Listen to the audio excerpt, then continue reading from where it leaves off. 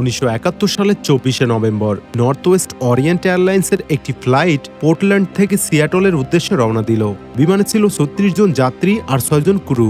সবার জন্যই এটি ছিল একটি সাধারণ যাত্রা। তবে বিমানের পেছনের সিটে বসে থাকা এক ব্যক্তি এমন কিছু করতে যাচ্ছিলেন যা আজও মানুষকে ভাবিয়ে তোলে। তার নাম ডিবি কুপার।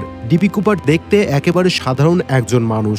কালো স্যুট, সাদা শার্ট আর কালো প্যান্ট পরে তিনি একজন ব্যবসায়ীর মতোই দেখাচ্ছিলেন। তার বয়স ছিল প্রায় 40 বছর। তার আচার ব্যবহারে কোনো অস্বাভাবিকতা ছিল না, কিন্তু বিমান টেক অফ করার কিছুক্ষণ পরেই তিনি এয়ার হোস্টেস ফ্লোরেন্স শেফারকে একটি নোট দেন। এরপর কুপার শান্তভাবে বললেন, ম্যাম, এই নোটটি পড়ুন, আমার কাছে একটি বোমা আছে।